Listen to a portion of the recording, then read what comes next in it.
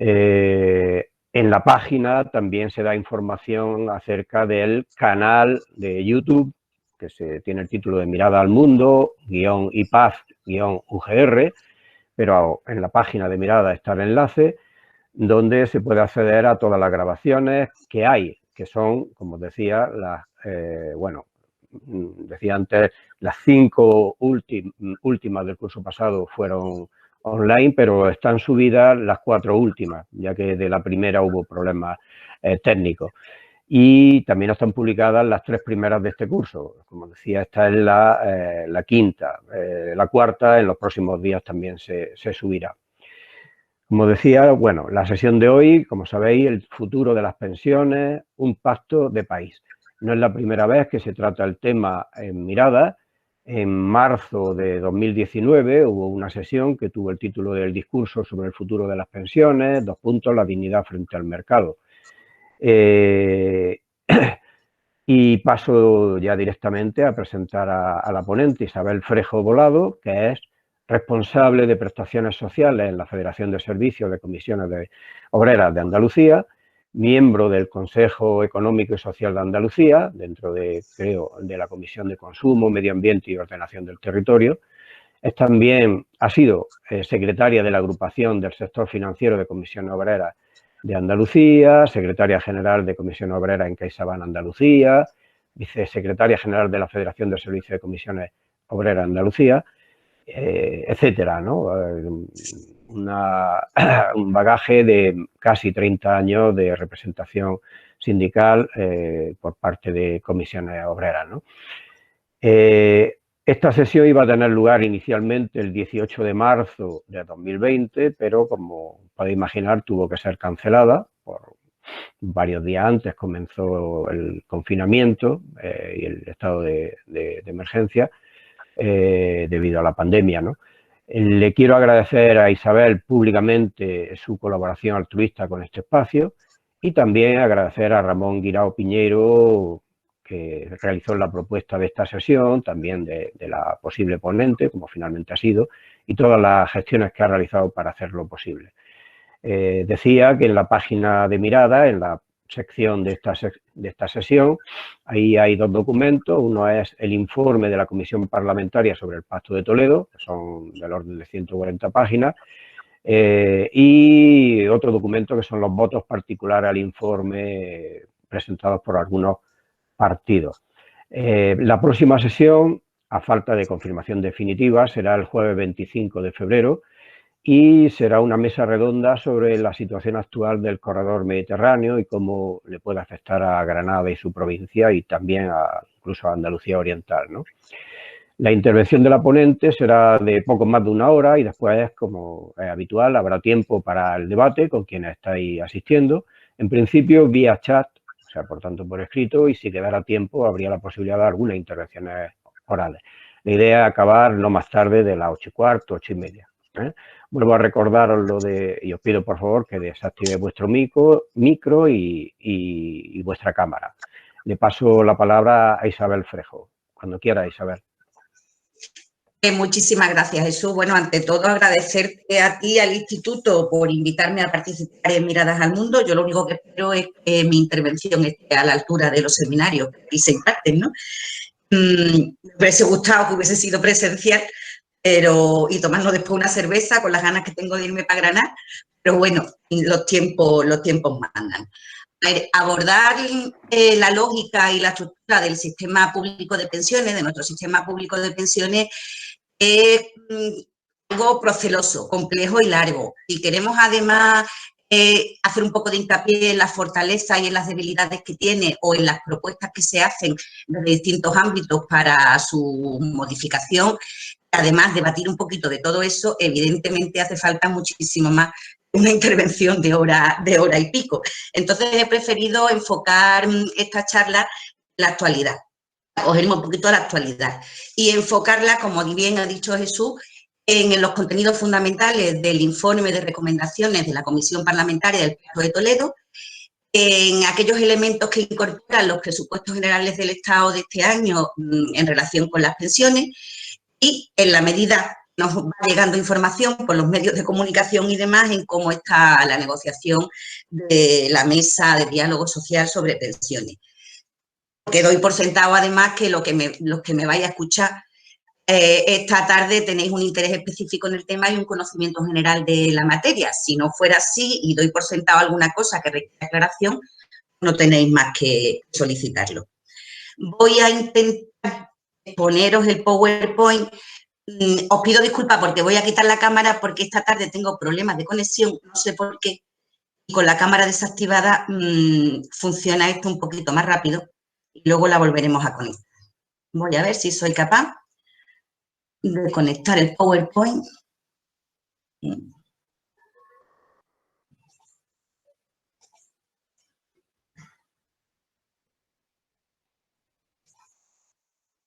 Aquí. Toda la pantalla.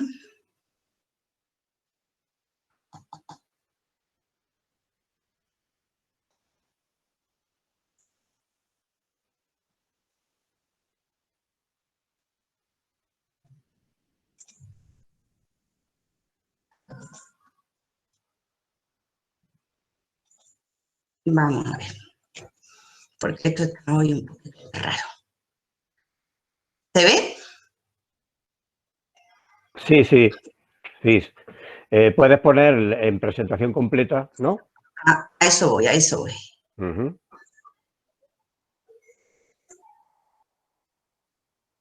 Vale, he sido capaz. Pensaba que no lo iba a hacer. Muy bien, sí, sí. Claro. Bueno, pues empezamos, si os parece. Es el Pacto de Toledo. Bueno, pues el Pacto de Toledo nace en el 95, acaba de cumplir 25 años, cuando el Congreso aprueba un documento para analizar los problemas de la seguridad social y para proponer las reformas que sean necesarias para velar por la sostenibilidad y la suficiencia del sistema de pensiones. El objetivo literal era excluir el sistema de protección social de la controversia partidista. Y para eso se creó en el seno del Congreso una comisión no permanente encargada de realizar el seguimiento de los acuerdos que alcanzaba este pacto, al menos cada 5 años, y de elevar recomendaciones a la Cámara una vez que se alcanzara un consenso mayoritario entre los partidos que componen la comisión, que son prácticamente todos. Este mecanismo permite que las propuestas de actuación lleguen al Congreso ya consensuadas de todas las fuerzas políticas, en un debate que se pretende que esté lo más alejado posible de la refriega política diaria. Es importante conocer que no se trata de una comisión legislativa, es decir, que solo emite informe, no legisla, y que sus recomendaciones además no son vinculantes para el Gobierno. A pesar de esa obligación de revisar el sistema cada 5 años, la comisión no emitía ningún informe, falta precisamente de ese consenso desde hace 10. Además de esos primeros trabajos en el momento de la Constitución, en el 95, la comisión ha emitido recomendaciones en 2003 y en 2011, y el sistema español de pensiones, como sabéis todos, ha experimentado sucesivas reformas desde ese año 85, aunque no siempre se ha legislado en materia de pensiones en función de las recomendaciones de la Comisión. 4 de estas reformas se han sustentado en un acuerdo de diálogo social, hasta 2013, en que el Gobierno del momento aplicó una reforma importante de manera unilateral, sin recabar la opinión de la Comisión Parlamentaria ni convocar la mesa de diálogo social, que comentaremos un poquito más adelante. Y ahora, después de la emisión del informe, ¿qué? Bueno, pues una vez que el Pacto de Toledo emite sus recomendaciones, el esquema de funcionamiento es el que tenéis ahí en la diapositiva. Este no es un esquema regulado, no está regulado en ningún sitio, pero va implícito en el espíritu de consenso del Pacto de Toledo y conviene aclararlo un poquito porque existe alguna confusión con este tema. La comisión realiza sus trabajos, emite unas recomendaciones consensuadas por la mayoría de los grupos políticos. Son recomendaciones normalmente más o menos generales, se elevan al Pleno del Congreso para su aprobación. Una vez que se han aprobado, toca recabar un acuerdo con los agentes sociales en el ámbito del diálogo social, donde se concretan las medidas en un acuerdo. Esta mesa de diálogo social, en esta ocasión, ya se constituyó el 14 de noviembre pasado. Por tanto, repito que las recomendaciones de la Comisión no son leyes, ni tienen carácter normativo, ni tampoco obligacional para el Gobierno. Una vez que se alcance el acuerdo en la mesa de diálogo social, se remite al Gobierno para la redacción definitiva del texto legal, que debe ser aprobado nuevamente por el Parlamento. Si el texto de ese acuerdo y de esa modificación normativa no se aleja mucho de las recomendaciones de la Comisión, que ya se consensuaron, pues no debería de haber ni mucho debate ni mucha dificultad para conseguir el consenso político para la aprobación de la reforma legal. Y como la suscripción, esa reforma viene precedida de un acuerdo en el ámbito social, se garantiza también con ese mecanismo el consenso social. Aunque, como ya digo, las recomendaciones son lo suficientemente genéricas como para permitir muchísimo margen en la concreción. Para comenzar, entiendo que lo primero que hay que hacer es saludar que se haya recompuesto el marco del acuerdo parlamentario, máxime la coyuntura política actual y en los términos en los que se han producido. Como digo, hace 10 años que no se conseguía consensuar un texto de recomendaciones en el seno de la Comisión y por fin, el 27 de octubre pasado, la Comisión consigue aprobar el informe con el único voto en contra de Vox y las abstenciones de Esquerra y de Bildu. El 19 de diciembre, el Pleno del Congreso ratificó esas recomendaciones, también por una importante mayoría de 262 votos a favor, 78 abstenciones que eran nuevamente Esquerra, Bildu y BNG, y solo 2 votos en contra, que fueron los de Vox y la CUP. Es muy relevante que el acuerdo haya sido apoyado por los principales partidos políticos. Hay que recordar que el Partido Popular se bajó del acuerdo en 2011, luego hicieron una reforma unilateral en 2013, sin embargo ahora, a pesar de la situación política, está en el Pacto de Toledo, y también que en 2019 se estuvo a punto de alcanzar un consenso que en el último momento no fue posible porque se desplegó Unidas Podemos. Eso es relevante que también esté las nuevas realidades políticas en el El acuerdo es amplio, es genérico y caben muchas cosas en él. Por lo tanto, por sí mismo no garantiza que vaya a haber acuerdos posteriores ni que se vaya a alcanzar un acuerdo en el ámbito del diálogo social, pero sí que es un marco necesario, no suficiente, pero sí necesario. Por tanto, lo primero a tener claro es que la Comisión Parlamentaria del Pacto de Toledo no es un grupo de técnicos que llevan estudios al gobierno, como se dice algunas veces por ahí, sino que es un ámbito puramente político, para abordar un tema que es esencialmente político, opuesto además por los legítimos representantes políticos de la ciudadanía. Y solo para situarnos un poquito, refresco algunos datos, los más importantes del sistema, a principios del año pasado. Comentaros que el informe tiene una gran cantidad de datos actualizados, no sé si le habéis podido echar un vistazo, pero tiene muchísimos datos actualizados y tiene también muchas proyecciones de esperanza de vida, de migración, de natalidad. Las almas curiosas, que no viene mal que lo tengáis por ahí archivado. Bueno, como veis ahí, existen casi 10 millones de pensiones contributivas, un 12% más que en 2011.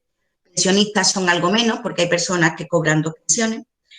El importe de la pensión media es de 1.013 euros, que son 1.164 en las de jubilación, un 25% más que en 2011. 1.500 en el caso de las pensiones de jubilación nuevas, que se reconocen nuevas. En cambio, la pensión media de viudedad está en 727 euros. Las pensiones contributivas cuestan 143.000 millones, de los cuales más del 70% es para pagar pensiones de jubilación. A esto hay que sumarle además 17.000 millones que cuesta el régimen de clases pasivas que paga directamente la Administración Central. Las pensiones no contributivas benefician a casi medio millón de personas, perciben una prestación de 400 euros y cuestan 2.600 millones anuales. Las pensiones contributivas ya sabéis que son las que se conceden cuando una persona no acredita la carencia suficiente para acceder a una pensión contributiva, es decir, cuando tiene menos de 15 años cotizados. Esas se pagan con cargo a los presupuestos generales del Estado.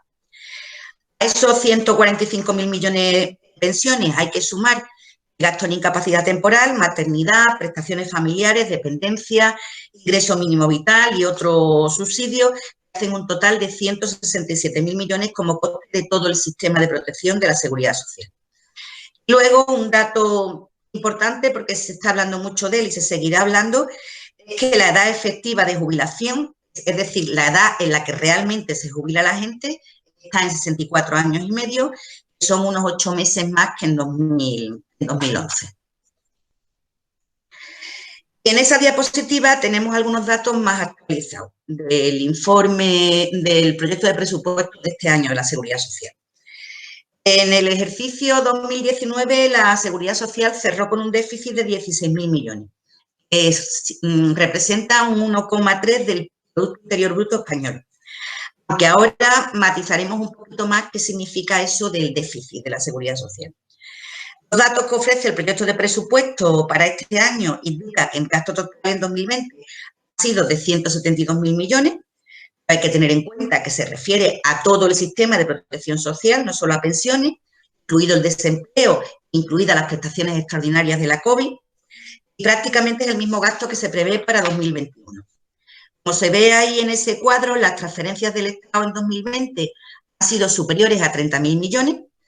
Esta partida está referida a algunas de las prestaciones que reconoce y que gestiona la Seguridad Social, pero que no son prestaciones contributivas y que ya está asumiendo el Estado, como son los complementos a mínimo, las pensiones no contributivas, algunas prestaciones familiares, que por lo tanto no pueden computarse como déficit del sistema, y que además en 2020 tienen, como digo, el impacto de las prestaciones extraordinarias por de la pandemia. El montante de esta partida se mantiene para 2021, que se pretende avanzar en lo que se llama principio de separación de fuentes, que veremos un poquito más adelante. La partida otras transferencias tradicional, que venía todos los años, ha cambiado su denominación y se llama Transferencias del Estado para dar cumplimiento a las recomendaciones del Pacto de Toledo 2020, con 14.000 millones, 13.929. Como veremos más adelante, esto supone un paso importante, pero sigue significando más o menos la mitad de lo que el Estado tendría que transferir a la Seguridad Social para compensar todos los gastos impropios que asume que no le corresponden. También se incorporan en 2021 una transferencia para hacer frente al ingreso mínimo vital de 3.000 millones. En cuanto a los llamados pasivos financieros, esos que veis ahí, son los préstamos que el Estado concede a la Seguridad Social, en una fórmula un tanto estrambótica, si se me permite la expresión, que han consolidado los distintos gobiernos de cualquier signo político, y en el que también comentaremos un poco algo. Resumen, el déficit que prevé la Seguridad Social para 2021 para el conjunto del sistema es de unos 14.000 millones. Al pago de pensiones se destinarán 142.000, los que 102 corresponden a pensiones de jubilación. También hay que reparar en que la partida más importante, con mucha diferencia del gasto del Estado, es la destinada a la protección social de la Seguridad Social, que representa aproximadamente el 37% del gasto total del Estado. Y vamos ya con las recomendaciones de la comisión. El informe cuenta con 21 recomendaciones y vamos a abordarla por bloques temáticos y aprovecharemos también para comentar, como he dicho antes, las partidas de los presupuestos de este año que están vinculadas con la Seguridad Social. A ver, la confirmación del sistema de reparto quizás sea la recomendación más importante políticamente que el informe de la comisión ha numerado como recomendación 0, que titulan Defensa del mantenimiento y mejora del sistema público de pensiones. Esa recomendación 0 se rechaza la sustitución del sistema de reparto por otro de capitalización, del sistema público por sistemas privados, se reafirman los principios del sistema, se insiste en que debe haber un equilibrio entre los principios de contributividad y de solidaridad, se recuerda que las prestaciones no contributivas deben financiarse mediante aportaciones del Estado, se insiste mucho en la necesidad de recuperar la confianza en el sistema, sobre todo entre la juventud.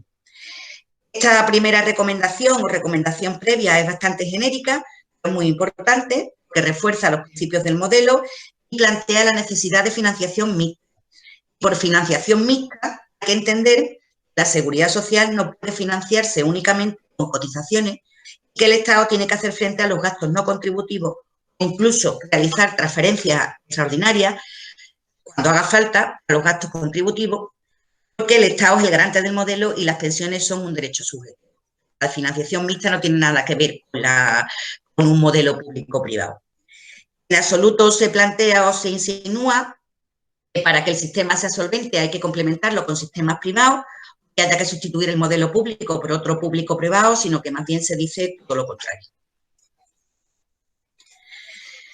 En la recomendación 15 indica que la solidaridad y la garantía de suficiencia son valores fundamentales del sistema. Reclama que se debe medir esta suficiencia con alguna referencia adecuada, que podría ser la tasa de sustitución. Ya sabéis que la tasa de sustitución es el porcentaje del salario en activo que cubre la pensión, también en relación a los países más avanzados de la Unión Europea, y con objeto de tener alguna regla para medir eso de la suficiencia de las pensiones. Mandata al Gobierno para que realice también un seguimiento de los umbrales de pobreza y pide el mantenimiento de las cuantías mínimas de todas las modalidades de pensiones y afirma que los complementos a mínimos deben ser financiados con cargo al Estado. ¿Y qué dice el informe del Pacto de Toledo sobre la reforma 2013? Bueno, pues ya hemos comentado que en ese año se llevó a cabo una reforma unilateral del sistema por parte del Gobierno. No se sometió ni a la Comisión del Pacto de Toledo ni al diálogo social, que tenía algunos elementos troncales. Por un lado, estableció la revalorización máxima de las pensiones en el 0,25, que es lo que se llamó índice de revalorización de pensiones. Era el 0,25 mientras el sistema sea deficitario, o sea, eternamente, con los criterios de financiación que hay actualmente. Esta medida ha sido tan impopular y la presión de la calle ha sido tanta que ha sido suspendida año tras año por los distintos gobiernos. Pero es importante saber que la norma legal sigue en vigor, aunque esté suspendida. Establece también lo que se llama factor de sostenibilidad, que consiste en que el importe de la pensión, una vez que uno llega a la jubilación, se le ajusta en función de la evolución de la esperanza de vida que haya en ese momento. Como cabe suponer, el ajuste es a la baja, porque la esperanza de vida no deja de subir y además no se prevé lo contrario en bastantes décadas. El Gobierno del PP también modificó otros aspectos importantes, como el endurecimiento del acceso a la jubilación parcial, la modificación del sistema de integración de lagunas, luego comentaremos. Y en 2012 también se suspendió la norma legal que impedía a los gobiernos disponer de más de un 3% del gasto en pensiones del fondo de reserva. La derogación de esta reforma es la principal reivindicación de la parte sindical en la mesa de diálogo social. El Pacto de Toledo plantea una derogación amplia de algunos de estos elementos, aunque no de todos. Vamos a verlo. La Comisión defiende el mantenimiento del poder adquisitivo de los pensionistas con la revalorización anual conforme a IPC real y que esta revalorización esté garantizada por ley. Es decir, que lo que plantea es la vuelta a la fórmula acordada en el 96, en el primer acuerdo social y que estuvo en vigor hasta 2013, afirmando que la fórmula actual no goza de consenso político ni social. Literalmente dice que la revalorización conforme a IPC real es el mecanismo para conservar el poder adquisitivo de las pensiones.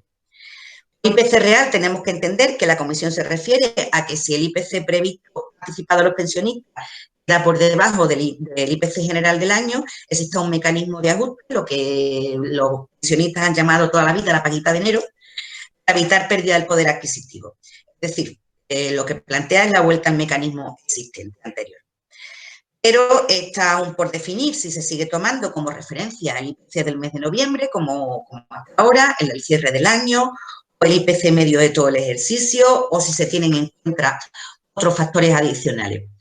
Una fórmula alternativa al IPC podría ser tener en cuenta otros elementos en el cálculo de la revalorización de las pensiones, como puede ser la revalorización de los salarios medios, o vincular la salida de las pensiones mínimas a las subidas del salario mínimo. Fórmulas mixtas. De hecho, pocos países europeos revalorizan las pensiones teniendo en cuenta únicamente el IPC.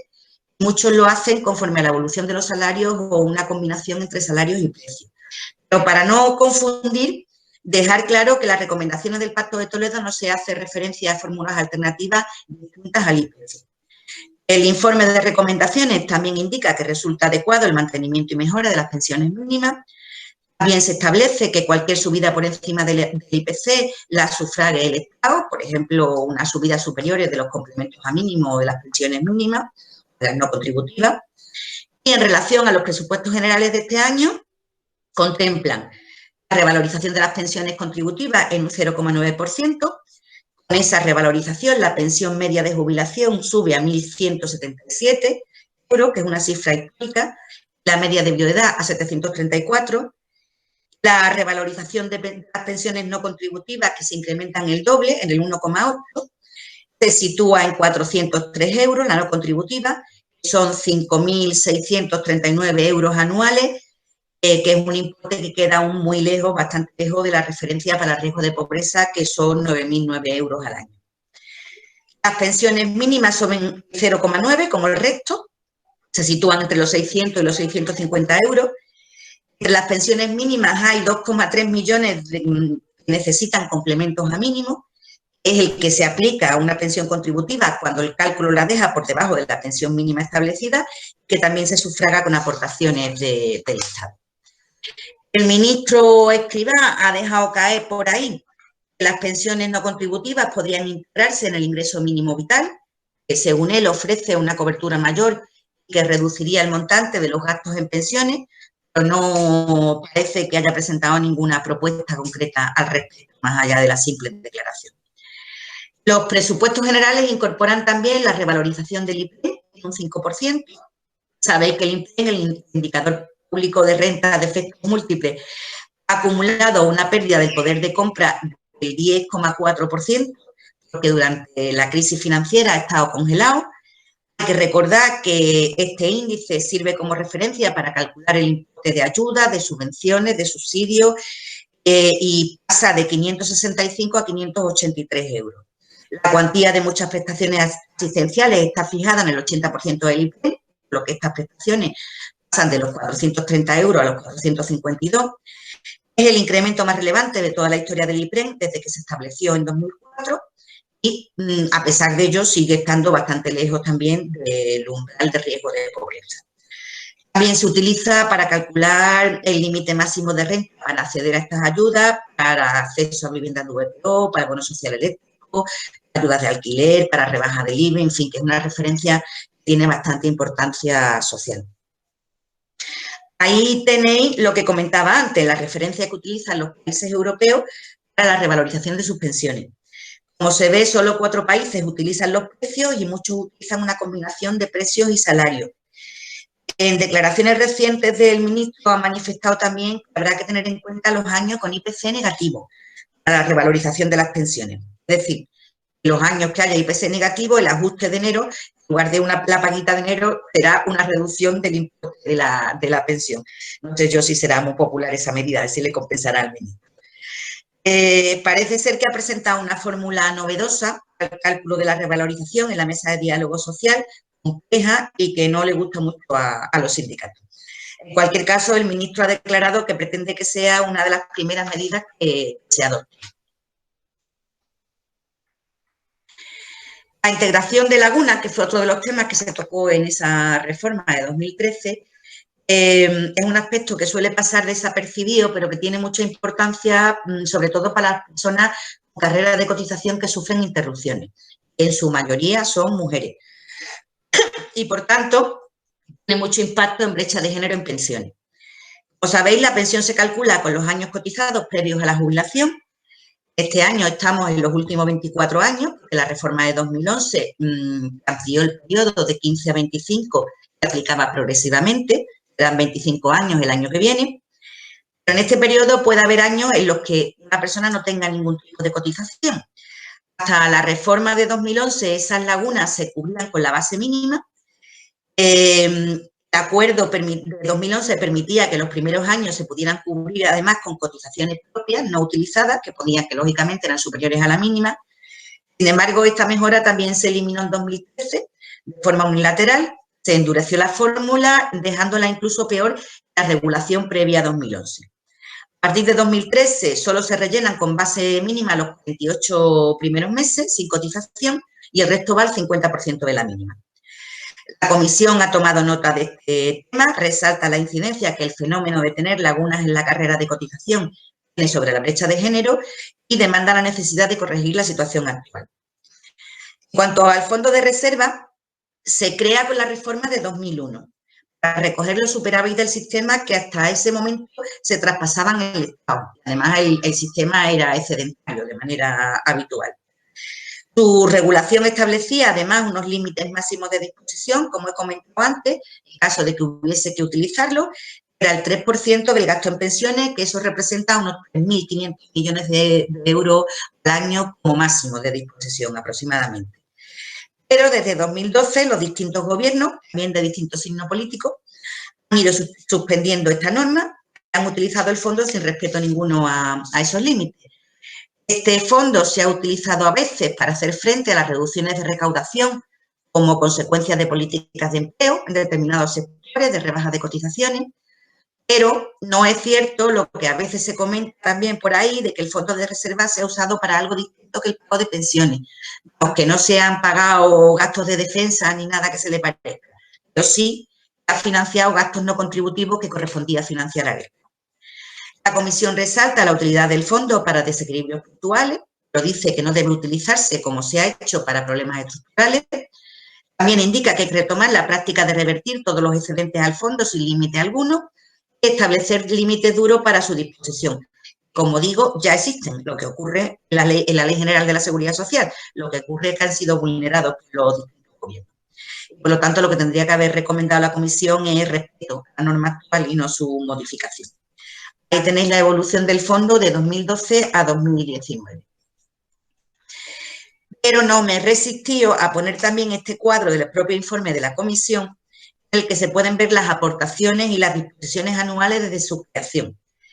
El total de dotaciones asciende a 53.600 millones, 52.000 de excedentes de la Seguridad Social, 1.500 de excedentes de las mutuas por la gestión de los accidentes de trabajo y las enfermedades profesionales.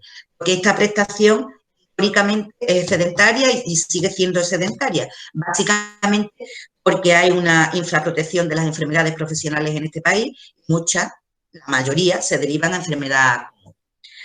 Resaltar también que la inversión del fondo en deuda pública le reportó a lo largo de su existencia a la hucha casi 30.000 millones de euros, cuestión que también se cuestionó y se criticó en su día, pero desde 2012 se ha dispuesto de casi 80.500 millones en lugar de los 3.500 anuales que era el límite establecido. Se ha sacado una media de 12.000 anuales y algunos ejercicios, como el 2016, de más de 20.000, hasta dejarlo en los escogidos 2.153 millones actuales. Pero uno de los elementos más lesivos impuestos por la reforma de 2013, que es el factor de sostenibilidad, no ha sido tratado en absoluto en el informe de la comisión. Como ya he comentado, el Gobierno introdujo una compleja fórmula que hay que aplicar en el momento del reconocimiento de la pensión, por la que el importe de la pensión a reconocer se ajusta en función del incremento que haya experimentado la esperanza de vida en el último quinquenio. Es decir, es un índice que reduce de manera automática el importe de la pensión que se reconoce. Que la esperanza de vida no deja de subir, seguirá haciéndolo, y se preveía la aplicación de este factor a partir de 2019. Su entrada en vigor se ha ido aplazando y en la actualidad se prevé su aplicación a partir de 2023. Aclarar que, tal y como está legislado en estos momentos, la aplicación de este factor afecta el importe de las nuevas pensiones que se reconozcan, no a las pensiones ya reconocidas. La aplicación de este factor puede significar una reducción del 2,7% en el importe de las pensiones nuevas en los primeros 5 años. Esta reducción se va acumulando anualmente, lo que al cabo de 20 años de aplicación el efecto acumulativo es muy, muy importante. La misma Comisión Europea, ese cuadro de la Comisión Europea, calculó sumando ambas reformas, el factor de sostenibilidad y la revalorización al 0,25, la tasa de reemplazo de las pensiones públicas españolas pasaría de casi el 80% que tenía antes de la reforma a menos del 50% en 2060. Que el gasto público en pensiones se reduciría más de 2 puntos sobre el PIB en ese periodo. Ahí he puesto la evolución de la esperanza de vida prevista para los próximos 50 años, que se prolongará aproximadamente unos 5 años más. La esperanza de vida en España, como sabéis, es una de las más altas del mundo, en competencia con Japón. Se están publicando algunos estudios y algunas noticias de prensa sobre que la sobremortalidad producida por la COVID va a afectar a este índice. El Instituto Nacional de Estadística ha hecho un análisis y prevé un descenso para 2020 de casi un año en la esperanza de vida al nacer, pero que estima que se recuperará en 2021 y que esta reducción no se va a consolidar. Teniendo en cuenta este impacto, fortuna. El impacto extraordinario de la pandemia, el INE dice que para 2069 habrá un incremento sobre la esperanza de vida actual de 4,9 años para hombres y 3,8 para mujeres. La esperanza de vida a los 65 años, la que se toma como referencia para las pensiones, se situará en esa fecha en 22 años y medio, es decir, 87 años y medio. Parece claro que este hecho no puede ser absolutamente obviado, evidentemente, pero introducir la esperanza de vida como un factor que afecte directamente al importe de la pensión ni es equitativo ni es fácil, porque no se puede obviar tampoco que la esperanza de vida no es algo que sea homogéneo, varía a veces de manera muy significativa, además de por género, nivel socioeconómico, por territorio, por sector productivo y sobre todo por nivel de estudio. Es muy llamativo el impacto del nivel de estudio en la esperanza de vida. O sea, que la esperanza de vida no es la misma para un hombre que para una mujer, pero tampoco es la misma para un vasco que para un andaluz. Tenemos una esperanza de vida debajo de la media nacional, o para un oficinista que para un agricultor o para un titulado universitario. Un modelo solidario y de reparto, evidentemente no puede hacer estas distinciones.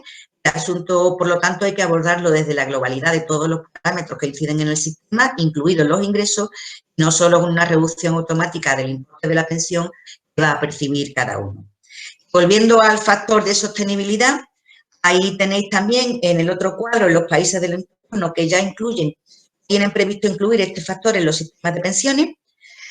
Como se ve, la inclusión de un factor de corrección en función del incremento de la esperanza de vida ya se ha hecho en bastantes países europeos, pero en muy pocos de ellos afectando directa y exclusivamente al importe de la pensión. En algunos casos, la esperanza de vida afecta a la edad de jubilación, incrementando el número de años necesarios para poder jubilarse, como los Países Bajos o Italia. Bien, se aumenta el número de años cotizados necesarios para alcanzar el 100% de la base reguladora, como Francia o Italia. Otros países han optado porque el incremento de la esperanza de vida afecta a la revalorización de las pensiones, con lo que se castiga a todo el colectivo de pensionistas y no solo a las nuevas altas. En otros modelos, el incremento de la esperanza de vida se relaciona con los ingresos del sistema y los tipos de cotización, o bien se utilizan sistemas mixtos en los que afecta a varios parámetros. Con seguridad que este tema va a ser objeto de mucha discusión en la mesa de diálogo social. Lógicamente va a depender de cómo quede el tema de la financiación y de la separación de fuentes y todo el conjunto. En todo caso, llama poderosamente la atención que las recomendaciones del Pacto de Toledo no hagan referencia alguna a esta cuestión, supongo que habrá sido el precio para alcanzar el consenso. En las fichas que el Gobierno ha remitido a Bruselas parece que incluye la intención de sustituir, no derogar, el factor de sostenibilidad como mecanismo para abordar la esperanza de vida. Veremos cómo evoluciona la cuestión en el diálogo social. La comisión parlamentaria se enfrenta, lógicamente, también a las medidas que considera necesarias para retomar el equilibrio financiero y recomienda una serie de actuaciones. Por un lado, se señala que las medidas a adoptar deben estar implementadas no más tarde del 2023. Indica también que la política de préstamos del Estado a la seguridad social que han seguido los distintos gobiernos ha provocado una imagen distorsionada del sistema, ha generado una percepción por parte de la población de inviabilidad y de alarmismo, y desde distintos ámbitos se viene denunciando desde hace muchos años esta política presupuestaria de formalizar préstamos a la seguridad social en lugar de realizar transferencias directas, como ocurre con cualquier otro organismo público. Sin embargo, y aunque es cierto que, como comentábamos antes, los presupuestos de este año incrementan sensiblemente las transferencias directas, siguen incorporando un préstamo a la seguridad social de casi 14.000 millones otra vez para este año. Esta fórmula contable alcanzó en 2020 los 30.300 millones como consecuencia de las medidas extraordinarias derivadas de la pandemia, que son partidas que la seguridad social le debe al Tesoro, es decir, el Estado le debe al Estado. Luego no tienen tipo de interés ni obligación de devolución, pero figuran como una deuda de la seguridad social al Estado. Eso es lo que provoca que luzca como déficit de la seguridad social algo que no lo es, sobre todo teniendo en cuenta los gastos impropios que todavía sigue asumiendo la seguridad social y que corresponde financiar con presupuestos generales. Y, por lo tanto, se ofrece una imagen distorsionada de falta de viabilidad del sistema, lo que sería más que conveniente que se renuncie definitivamente a esta práctica. El informe de la comisión consiente que se siga utilizando esta figura hasta 2023 y tampoco establece ningún mecanismo para resolver la situación creada por los préstamos que ya han sido concedidos. Las transferencias contempladas en los presupuestos de este año son de un montante de 31.200 millones para financiar las prestaciones que figuran ahí en la transparencia y destacan los 14.000 millones destinados al cumplimiento de las recomendaciones del Pacto de Toledo que ya comentamos antes. Se inicia, por tanto, este año o se incentiva este año el camino hacia la separación completa de fuentes de financiación Vamos a ver a continuación. El principio de separación de fuentes está incorporado en la Ley General de la Seguridad Social, en los Pactos de Toledo, desde el 95. Ya entonces decía que las prestaciones de naturaleza contributiva se financiarán básicamente de las cotizaciones sociales y la financiación de las prestaciones no contributivas y universales exclusivamente de la imposición general. Es importante resaltar la diferencia entre los dos términos, básicamente y exclusivamente, porque el principio permite que las prestaciones contributivas, si es necesario, reciban transferencias del Estado para financiarse, el Estado es el garante del sistema, pero no permite que las no contributivas se financien con cotizaciones. Pero la aplicación total y efectiva de este criterio ha sido muy lenta y aún es incompleta, como he dicho. Lo primero que se materializó fue el traspaso a los presupuestos generales del Estado de la sanidad y los asuntos sociales. Hasta entonces se pagaban con cotizaciones. Los más mayores recordarán la cartilla del médico que le daban a nuestro padre si estaba trabajando, si no estaba trabajando, ¿no? Se preveía también que los complementos a mínimos fuesen financiados por el Estado desde el 2002, pero la financiación completa por parte del Estado no se completó hasta 2014. La propia Secretaría de Estado de la Seguridad Social ha estimado que de 2002 a 2014 lo que la Seguridad Social asumió indebidamente solo por complementos a mínimos asciende a 41.000 millones. También tenemos el informe del Tribunal de Cuentas de agosto del año pasado, que afirma que la demora del Estado en hacerse cargo de estos gastos, asistencia sanitaria y complementos a mínimos, ha supuesto un perjuicio para la Seguridad Social de 104.000 millones, que deberían haber sido financiados por el Estado. A estos conceptos hay que añadir otros muchos gastos impropios que aún siguen siendo financiados indebidamente con cotizaciones sociales, y el informe de la Comisión deja claro que solo las pensiones contributivas deben financiarse con cotizaciones sociales, el resto de gastos debe ser soportado por el Estado y que nunca se ha hecho una liquidación efectiva de estos gastos históricos. Y esto es lo que llamamos el principio de separación de fuentes. Para ello, la Comisión propone que el Estado se haga cargo de las políticas de empleo basadas en las reducciones de cotización. Aquí se incluyen las tarifas planas de los autónomos, la cotización reducida al régimen agrario, que está en el 11%, las bonificaciones a la cuota, las prestaciones asistenciales del sistema de protección por desempleo, las ayudas a sectores productivos a través de la anticipación de la edad de jubilación, el tratamiento favorable de la cotización en unos regímenes especiales o a la formación para jóvenes, las políticas de protección a la familia y la conciliación y el incremento de la base reguladora para las personas viudas. Pero el informe no hace ninguna mención a una partida importante que son los gastos de funcionamiento y gestión de la Seguridad Social, que se estiman en unos 4.000 y pico millones anuales. Recomienda la elaboración de un estudio que aclare la formidable, literalmente, aportación de las cotizaciones a las políticas del Estado, para ofrecer a la ciudadanía una imagen fidedigna de la solvencia del sistema, evitar el conflicto intergeneracional, la alarma, la incertidumbre y la imagen distorsionada que se ha creado. Como dijimos antes, los presupuestos recogen una aportación de 14.000 millones para hacer frente a algunos de estos conceptos. Eso es bastante relevante, aunque también hay que tener en cuenta que se prevé una reducción de cotizaciones, de recaudación de cotizaciones este año de 3.400 millones. ¿Y qué hay de cierto en eso que se comenta por ahí de que el Estado, por este concepto, le debe a la Seguridad Social 600.000 millones de euros o hasta incluso 1 billón de euros han cuantificado algunos? Bueno, pues la cuantificación de estas deudas, como todo, depende del criterio que se escoja. Como digo, el Tribunal de Cuentas dice que son 104.000, de 2002 a 2014. Para el Banco de España son 70.000.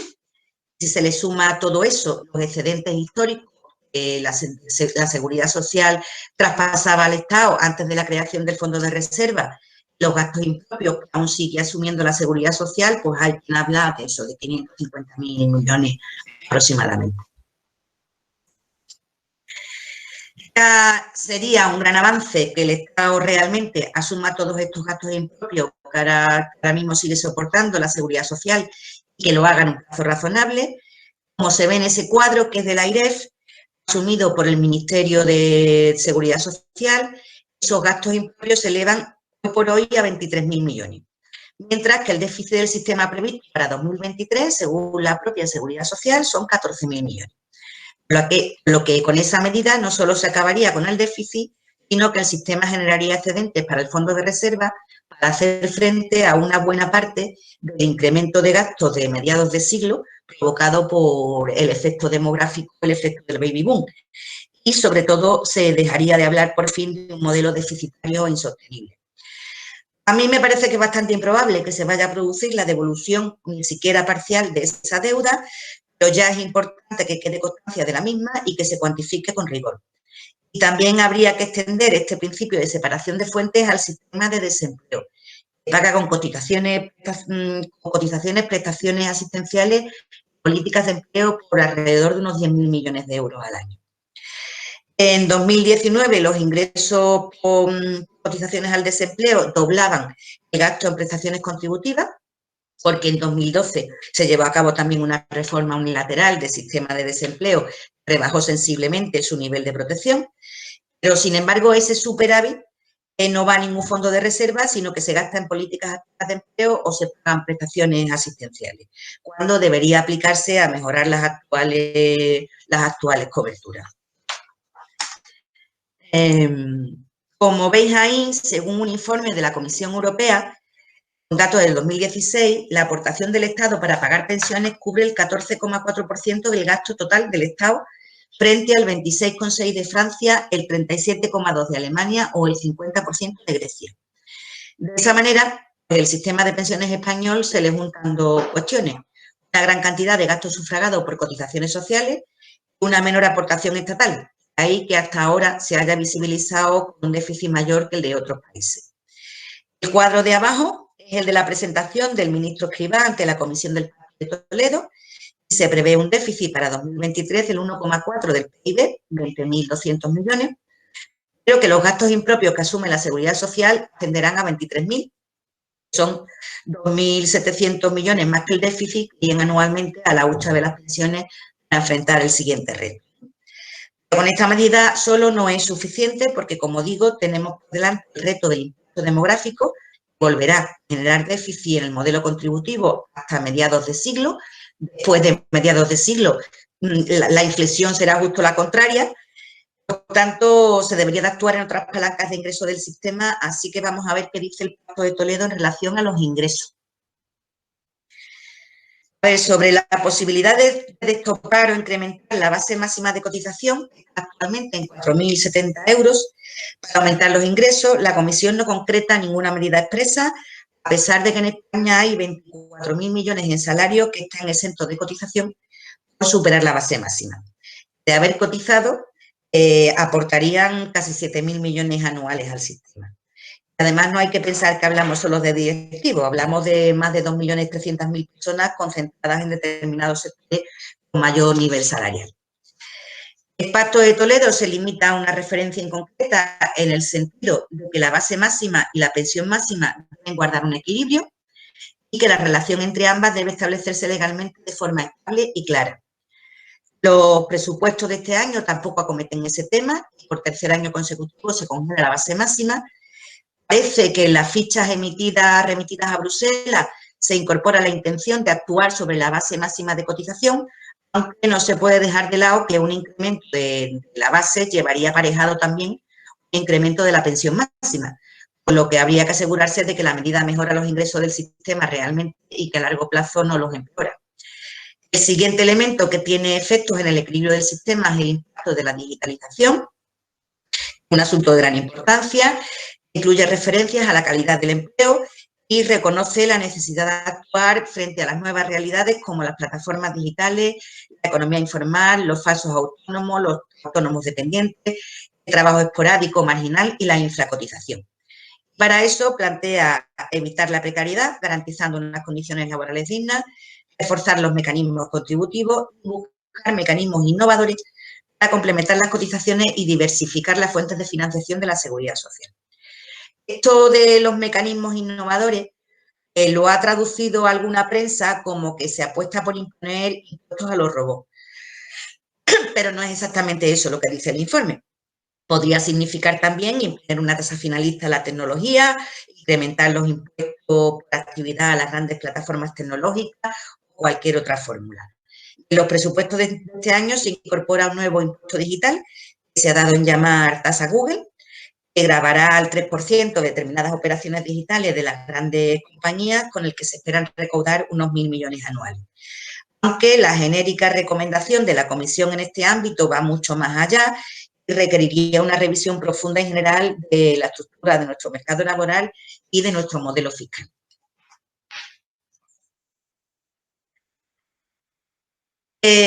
El otro elemento, que es avanzar hacia la cotización por ingresos reales, es otra de las vías claras para incrementar los ingresos del sistema. En su recomendación 4, la Comisión entiende que se requiere un análisis de convergencia de los distintos regímenes hasta reducirlos a 2, trabajadores por cuenta ajena y trabajadores por cuenta propia. Se indica que se debe continuar avanzando hacia la plena equiparación de los derechos y obligaciones de los trabajadores autónomos con los del régimen general. Respecto a los derechos, hace referencia a la jubilación anticipada de autónomos, que ya existe pero que requiere desarrollo, y al trabajo a tiempo parcial de autónomos, algo también bastante complejo. Y respecto a las obligaciones, se pide aproximar las bases de cotización de los autónomos a sus ingresos reales. En nuestro sistema de cotización de autónomos, que les permite escoger la base de cotización, es una anomalía en toda Europa. Y el 85% de los 3.200.000 autónomos españoles cotiza por la base mínima. 85%, ¿eh? Son 944 euros. Pero hay muchos autónomos que no llegan a 944 euros de ingresos mensuales, a los que se les obliga a cotizar esa base y liquidar una cuota de casi 300 euros mensuales. Y en sentido opuesto, también hay muchos autónomos que tienen ingresos muy superiores a este importe, y si no, pues se lo preguntamos a nuestro dentista, ¿no? A los que se le permite cotizar por la misma base y liquidar la misma cuota que el que ingresa 700 euros. Como consecuencia, pues los autónomos cobran pensiones un 41% menores que los asalariados. En 2019, por primera vez en 40 años, la base mínima de cotización de autónomos quedó por debajo de la del régimen general, porque no acompañó el incremento del salario mínimo de ese año. El desfase financiero entre cotizaciones recaudadas y prestaciones pagadas del régimen de autónomos se sitúa en un 42% aproximadamente, menos 42%, frente a un 2,7% del régimen general. El régimen general ingresa en cotizaciones 2,6 millones menos de los que pagan pensiones, y el régimen de autónomos ingresa casi 5 millones menos de los que pagan pensiones, a pesar de que las pensiones de autónomos representan solo el 15% del modelo, del total. Lo razonable, por tanto, sería establecer un mecanismo que permita y obligue a los trabajadores por cuenta propia a cotizar por sus ingresos reales, manteniendo la base de cotización mínima de los que menos ingresa, complementándole toda la diferencia entre sus ingresos y esa base mínima, no permitiendo que los que ingresan más puedan aplicarse la base mínima. Esta cuestión tampoco es nada fácil para la mesa de negociación, porque debería ir acompañada también de modificaciones fiscales y de lucha contra el fraude. No se puede obviar que casi la mitad de los autónomos de nuestro país declara ganar menos de 12.000 euros anuales y casi 600.000 declaran pérdidas. Y es muy llamativo el dato que resaltan los técnicos de Hacienda en sus informes de que casi uno de cada 5 autónomos tienen trabajadores declara ganar menos que sus propios empleados. Es decir, en teoría, 3 millones de trabajadores cobran y cotizan más que sus propios jefes, incluidos notarios, registradores, médicos, dentistas.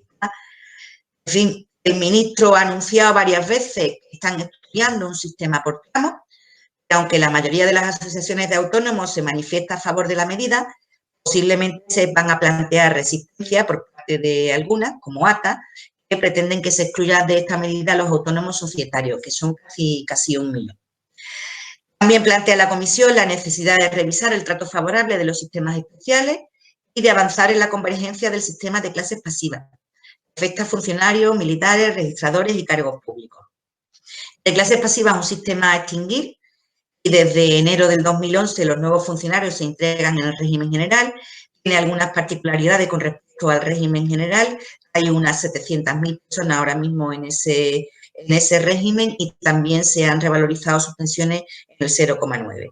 Creo que no le afecta, o por lo menos no le afecta en igual medida, el complemento por maternidad que se ha aprobado hoy. Pero bueno, eso lo vemos cuando veamos el complemento de maternidad. En cuanto a los regímenes especiales que existen, son autónomos, minería del carbón y trabajadores del mar, pero dentro del régimen general a lo que se llaman los sistemas especiales. Van dirigidos a colectivos con un tratamiento especial de lo más variopinto, y que responden muchos de ellos a medidas de apoyo a sectores que se adoptaron hace décadas y que en muchos casos ya no se justifican. Entre estos sistemas especiales, además del sistema especial agrario y el de empleados de hogar, que son los más significativos, hay actividades tan variopintas como la industria de conserva de vegetales, el empaquetado del tomate, los fijos discontinuos de discoteca, unas cosas así un poco extrañas. En cuanto a los presupuestos de este año, prevén la congelación de la base mínima de cotización de autónomos. Solo se sube un poquito la cotización por cese de actividad y accidente de trabajo. El tipo de cotización total del RETA, del régimen de autónomos, queda en un 30,6%. Está bastante lejos de los tipos del régimen general, que están entre el 36,25% y el 37,5% para contratos eventuales. Las recomendaciones tampoco hacen referencia alguna a la necesidad de ajustar los tipos de cotización ni al incremento de recaudación como consecuencia de elevar el salario mínimo al 60% del salario medio. Antes de la creación del Pacto de Toledo, los tipos se fueron rebajando de manera importante, casi 4 puntos, en el periodo que va del 82 al 95, y como consecuencia de eso, los tipos en España están por debajo de la media europea, tanto los de las empresas como los de los trabajadores. Ahí tenéis la evolución. En cuanto a la jubilación postergada, la recomendación 12 plantea fomentar la prolongación de la vida laboral de manera voluntaria, señalando que esta prolongación no debe estar motivada por una pensión insuficiente y mejorar la compatibilidad pensión-actividad profesional, distintos tipos de pensiones, aunque no se concreta ninguna de estas medidas. Ahí se pueden ver los tipos de jubilación que se han reconocido este año pasado. Como se ve, las jubilaciones anticipadas representan un 38% del total. Las 2/3 partes de la misma, de las anticipadas, llevan coeficiente reductor. El otro 62% son jubilaciones no anticipadas y solo el 5% de las personas optan por demorar la jubilación. El incentivo actual de demorar la jubilación está en un 2 y un 4%, dependiendo de la carrera. Los datos negativos que veis en la columna de la derecha de variación interanual no son significativos, porque la pandemia ha provocado que en 2020 se haya tardado muchísimo más de lo habitual en reconocer las prestaciones. En relación a la mejora de incentivos para postergar la jubilación, se ha abierto también un lógico debate social sobre si estas políticas perjudican el empleo juvenil. En este análisis no se debe obviar que las personas mayores de 55 años en nuestro país tienen una tasa de desempleo muy similar a la de los menores de 25. También habría que revisar la actual legislación laboral que se incorporó en 2019 y que permite a los convenios establecer la jubilación forzosa vinculada a políticas de empleo. Por tanto, es un debate que hay que analizar no solo desde la óptica de las pensiones, sino conjuntamente con la tipología de nuestro mercado laboral. Y en línea con lo planteado por el propio ministro en su comparecencia ante la comisión, se recomienda también aproximar la edad efectiva de jubilación a la edad legal, pero sin recurrir al retraso generalizado de la edad de jubilación, dice el Pacto de Toledo. Y para eso se plantea actuar sobre los coeficientes reductores que se aplican cuando uno se jubila anticipadamente, evaluar el impacto de la ampliación progresiva del periodo de cálculo de la base reguladora hasta los 25 años, que se incorporó en la reforma 2011, y me paro aquí un poquito por el revuelo que se ha organizado en los últimos días con la posible ampliación del periodo de cálculo de 25 a 35 años. Según nos contó la prensa, esta era una de las medidas que el Gobierno incorporaba en las fichas que ha remitido a Bruselas de cara a la obtención de los fondos de recuperación, sin haberla presentado antes, además, en la mesa de diálogo social. Como supongo que habréis oído, el ministro ha negado rotundísimamente que se haya hecho este planteamiento y que la medida vaya incorporada en las fichas. Una medida de este tipo, al igual que pasó con la ampliación del periodo de 15 a 25 años, afecta de manera distinta según las carreras laborales. Está el grupo de personas para el que la medida resulta neutra, que son aquellas que cotizan hasta la jubilación con incrementos salariales vinculados al IPC. Está el grupo de personas perjudicadas, que son los que revalorizan su salario hasta la jubilación por encima del IPC, y los autónomos que incrementan sus bases de cotización solo en los últimos años para mejorar la pensión.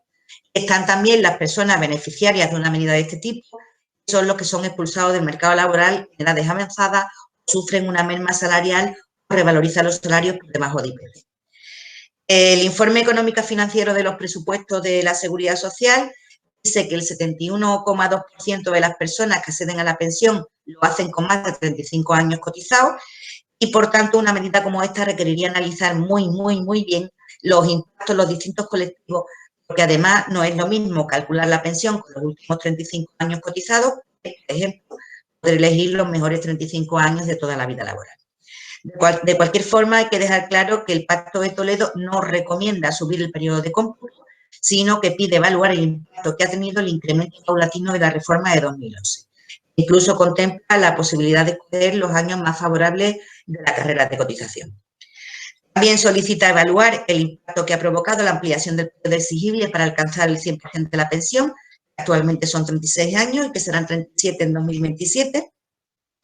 Y evaluar también el impacto de todas estas medidas en la brecha de género. En este tema hay que tener en cuenta un elemento también.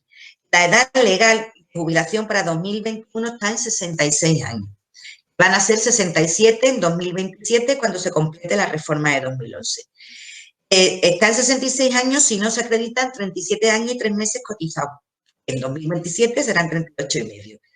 Pero si se acredita esa carrera de cotización, la edad legal siguen siendo los 65 años. Ahora y en el futuro, cuando esté completamente implementada la reforma 2011. Luego, la edad legal de jubilación en España no son 67 años, sino una edad intermedia entre 65 y 67 cuando se complete la cotización requerida. Esto es importante tenerlo en cuenta para evaluar la brecha entre la edad legal y la edad efectiva. Y es algo, además, que nos diferencia del resto de Europa, que ha retrasado de manera generalizada la edad de jubilación para todo el mundo. Bueno, salvo Alemania, que primero lo hizo y luego reculó y copió la fórmula española. Según un informe del Banco de España, algo más de la mitad de las nuevas altas de jubilación ordinarias o anticipadas, las ordinarias, se produce a los 65 años a pesar de la reforma 2011. La edad legal de jubilación ordinaria media, es decir, la edad a que la gente genera el derecho a la jubilación ordinaria, está en 65,2 años. La edad efectiva, o sea, la edad real, a la que se jubila la gente actualmente de verdad, está en 64,5 años. Aunque hay que señalar también que no ha dejado de crecer en los últimos 15 años y que sigue creciendo. Luego, el gap que existe actualmente entre ambas edades es de menos de 1 año, no de 3 años como se afirma, porque la edad legal de jubilación en España, repito, no, son 67 años. Aquí también tienen un gráfico de Eurostat con los años de vida laboral media en la Unión Europea, que como se ve en España está por debajo de la media, tanto en hombres como en mujeres. En hombres hay una diferencia de más de 1 año con la media, 5 años menos que en Holanda y Suecia, 3 menos que en Dinamarca o Alemania, 1 menos que en Portugal, aunque algo por encima de la vida laboral media de países como Francia, Italia o Grecia. En cuanto a mujeres, el dato es mucho menos homogéneo y llama poderosamente la atención los 27 años de vida laboral media de las italianas. En cuanto a la jubilación anticipada, por un lado, la Comisión critica que la jubilación anticipada se utilice como fórmula de regulación de empleo en las empresas y pide que se reserve a los trabajadores con carreras largas de cotización. En este punto, el ministro ha puesto el foco en la inequidad, según sus palabras, el término que ha utilizado, de los coeficientes reductores que se aplican en la jubilación anticipada de carreras con bases máximas. Es cierto que los coeficientes que se aplican de manera general van del 6% al 8% anuales en función de la carrera de cotización, del tipo de jubilación anticipada, pero esa reducción se aplica sobre la base reguladora, no sobre la pensión resultante del cálculo. Cuando la pensión resultante puede aplicar el coeficiente reductor por encima de la pensión máxima, tan solo se aplica un 2% de reducción anual, la máxima. Recordemos que no sé si me he explicado, si tenéis más interés, pues luego lo explico un poquito más despacio. Recordemos que la base máxima está en 4.077 euros y la pensión máxima en 2.700 euros. Es totalmente cierto que en estos casos la penalización que se aplica a la pensión por jubilación anticipada es sensiblemente menor, pero hay que tener en cuenta también que una persona que gana 49.000 euros al año cotiza por 49.000 euros al año y cobra una pensión de 38.000, pero es que quien gana 60.000 solo cotiza por 49, y quien gana 100.000 o quien gana 200.000 también cotiza por lo mismo. por 49, por lo que no se debería abordar este tema sin tener en cuenta la posibilidad de incremento de las bases de cotización máximas que comentaba antes y que además en toda la OCDE son mucho más elevadas que en España o simplemente no están tocadas en absoluto. Tampoco es posible obviar que la inmensa mayoría de las personas que se jubilan anticipadamente no han estado en bases máximas. A estas se les aplican unos coeficientes reductores que van del 6 al 8% en función de la carrera de cotización y el tipo de jubilación anticipada. Nosotros hemos hecho un análisis sobre el coeficiente reductor de equilibrio, o sea, aquel que aplicándolo a la pensión para reducir la pensión no le provoca ni beneficios a la seguridad social y nos sale un tipo medio de aproximadamente el 4,6, porque ahí hay margen para hablar de ese tema.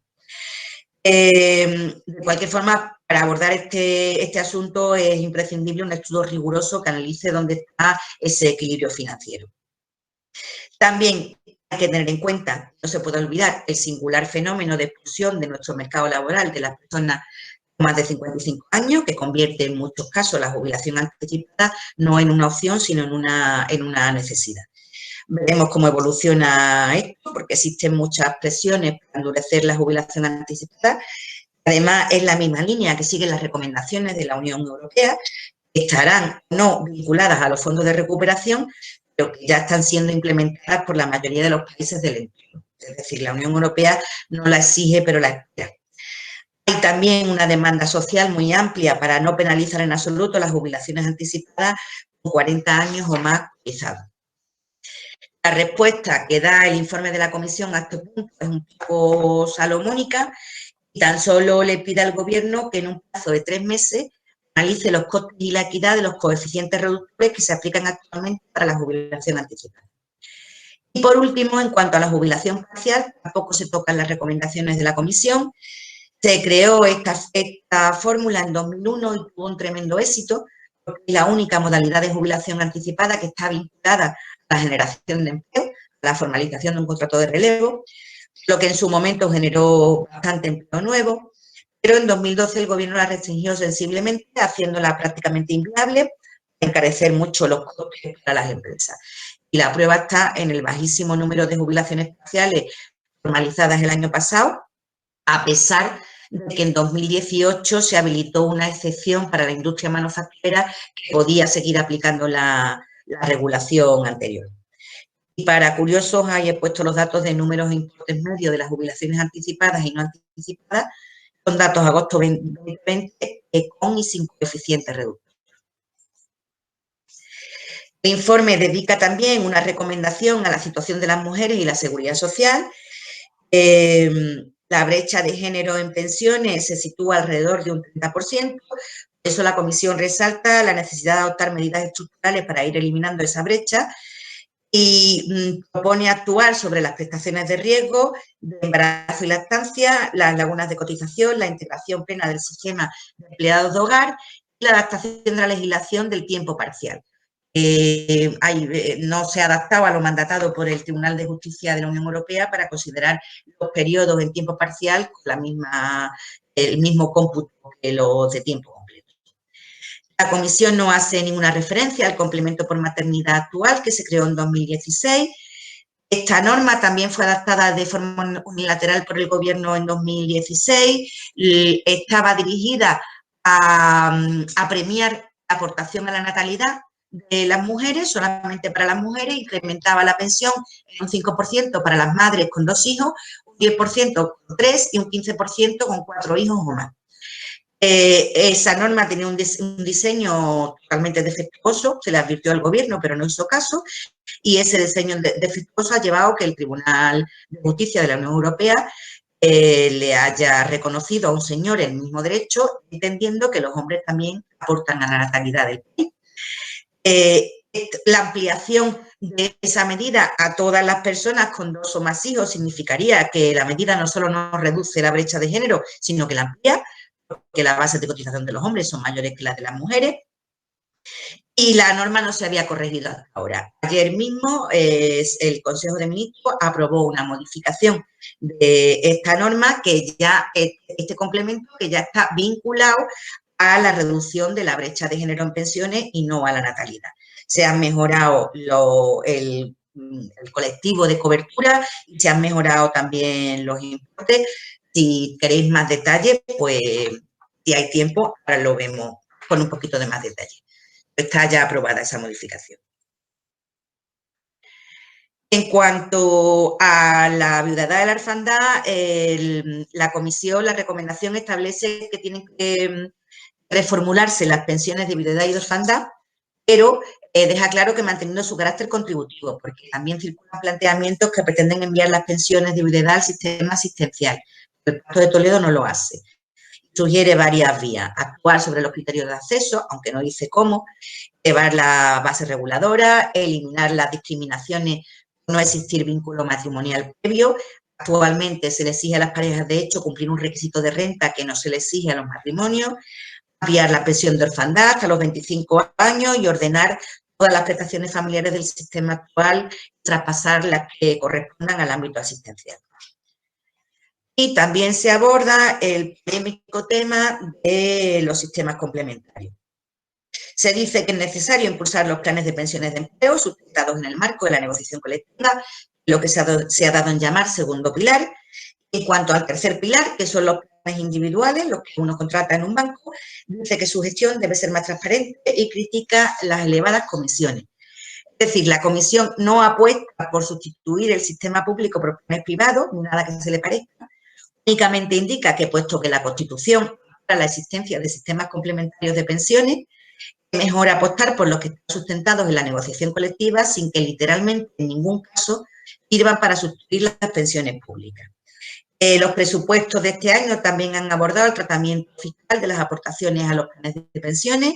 Se ha reducido sensiblemente las aportaciones a los planes individuales, a los privados, de 8.000 que tenía a 2.000 euros anuales. Se ha subido a 10.000 euros la reducción fiscal de las aportaciones a los planes de empleo y también incorpora en los presupuestos un compromiso de presentar un proyecto de ley en el plazo de un año para la creación de un fondo público de pensiones en el que puedan integrarse PRIME y la administración pública, que sería algo así como un fondo de gestión privada y supervisión pública. Es algo que no tiene nada que ver con la mochila austriaca, que también se dice que copiará el modelo británico, pero que tampoco sería el modelo británico. Y, bueno, que si tenéis interés también comentamos. Se está poniendo mucho foco en este tema. Lo único que hacen los presupuestos es reducir, no eliminar, los incentivos fiscales a los planes privados, que no son más que una fórmula de ahorro, y trasvasar ese incentivo fiscal a los planes de empresas que se sustentan en la negociación colectiva y son salarios diferidos de los trabajadores. En este país, los planes privados no son previsión social complementaria, otros sí, forman una parte importante de los ingresos de los pensionistas, pero aquí no tienen ni van a tener en mucho tiempo entidad suficiente para ello, por mucho que el ministro cree un plan público, mucho menos desde que en 2015 se le permitió la liquidez a partir de los 10 años, además de en cualquier momento por desempleo o por enfermedad grave. Por tanto, el apoyo del Gobierno a lo que es una mera fórmula de ahorro privado con reducción de impuestos no se justifica. En lo relativo al empleo, hay que saludar que el informe haga varias referencias a la calidad del mismo. Se abordan los incentivos al empleo, un aspecto que tiene una clara incidencia en el sistema. Se pone en cuestión la eficacia de las actuales políticas de incentivo y se plantea que se concentren en los colectivos cuyo empleo se persigue favorecer. También tiene una recomendación específica dedicada a la juventud por primera vez, en el que se resalta la necesidad de corregir la precariedad de su empleo. También se aborda la economía digitalizada, como he comentado antes. Se apuesta por impulsar las medidas dirigidas a la inserción laboral de las personas con discapacidad y a los trabajadores migrantes. Y son todas ellas medidas muy bien intencionadas, pero muy inconcretas y que en su mayoría además superan el ámbito de la mesa de negociación sobre pensiones. Por último, el informe dedica varias recomendaciones a la gestión del sistema de la seguridad social, propone la creación de una agencia de la seguridad social, con arreglo al marco de competencia de las comunidades autónomas. Me paro también una chispita ahí, porque en este punto hay que recordar la reivindicación de muchos partidos autonómicos de que se les ceda la gestión de la seguridad social. Algunos incluso tienen incorporado en sus estatutos de autonomía. El Pacto de Toledo no dice eso, Pero los representantes de estos partidos han entendido esa referencia a las competencias autonómicas pues, como un beneplácito a ese traspaso de la gestión. Habrá que ver cómo evoluciona este tema porque hay quien interpreta esto como la ruptura del principio de caja única.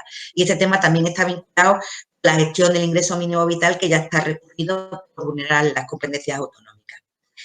Pide que se reordenen las prestaciones no contributivas, que se establezca una tarjeta social digital, se pide un plan urgente de renovación de la plantilla, que tiene un gravísimo problema de personal, el 60% de la seguridad del personal de la seguridad social tiene más de 55 años. También se recoge que se cumplan las obligaciones de información al ciudadano, hay una recomendación dedicada a las mutuas, se le pide al Gobierno que comparezca anualmente para informar de la situación de la seguridad social y creo que hasta aquí el informe de recomendaciones de la Comisión No Permanente del Pacto de Toledo. En cuanto a la marcha de la negociación en la mesa de diálogo social, todos hemos oído el revuelo que se ha formado por la supuesta propuesta del Gobierno de ampliar el periodo de cálculo a 35 años, aunque, como he dicho en recientes declaraciones públicas, el ministro lo ha negado con rotundidad y parece que no va incorporado en la ficha que se ha remitido a Bruselas.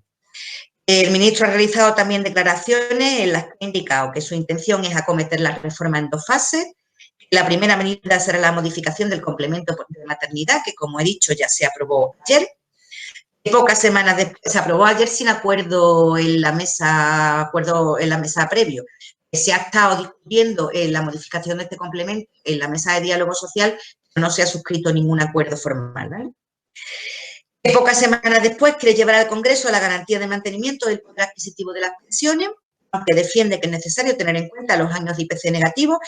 Esperemos que la modificación de la revalorización de las pensiones no la lleve el Gobierno al Congreso sin un acuerdo social previo. También quiere que se legisle en este plazo algo sobre jubilación obligatoria y demorada. En los compromisos con Bruselas se incluye la obligación de abordar el principio de contributividad, es una palabra que nunca, siempre se me atasca, bueno, casi todo el mundo, las lagunas de cotización y la situación de jóvenes y mujeres. Se están abordando mecanismos para acceder a la edad efectiva de jubilación, acercarla a la edad legal sobre la premisa de mecanismos voluntarios y revisar los modelos de penalización a la jubilación anticipada e incentivos a la demorada. En una segunda fase de discusión sitúa abordar la cotización de autónomos por ingresos reales, espera que esté operativo en 2022 y estudiar de manera conjunta otras medidas como la modificación del factor de sostenibilidad y las lagunas de cotización. Y que su intención es que toda la reforma esté ultimada en este año. Luego vamos a estar oyendo hablar del tema, parece que a lo largo de todo el año, porque no parece que el acuerdo se vaya a alcanzar mucho antes que en invierno o a final de año. Y bueno, hasta aquí mi intervención. Espero que no haya resultado excesivamente aburrida. Jesús, si te parece, le damos paso a las intervenciones o a la... Sí, gracias, Isabel. Eso, dejas de presentar, ¿no? Estoy en ello. No, Vale. Sí, claro. Tengo hoy problemas de... Estoy en ello. Sí, no te preocupes. Bueno, yo estoy mirando en el chat y no veo que haya preguntas formuladas o consideraciones. Os animo a que lo hagáis. Bueno, parece aquí, a ver. Sí. Eso es que me he explicado muy bien, Jesús. Bien, ya insisto, ¿no? O sea, bien, mira, aquí Ramón Guirao, ¿no? Pone, quisiera, Isabel, que nos explicaran las movilizaciones en la calle. Bueno, os animo a los demás y a las demás que sigáis, ¿no? Que si queréis formular en principio por escrito, y si no, pues ya pasaríamos a preguntas orales, o sea que... A ver, Mailo también, ¿cómo va lo aprobado sobre los 400 euros por hijo? A ver, Isa, todavía sí. No has dejado de presentar, me parece, ¿no? ¿No? No, A mí ya no me sale. Tienes que poner dejar de presentar, ¿no? Sí está ya. Es que tienes dos abiertos. Ya está. Vale. Okay, ahora. De acuerdo. Bien, mira, hay varias cuestiones. Una antes lo he dicho, te lo recuerdo.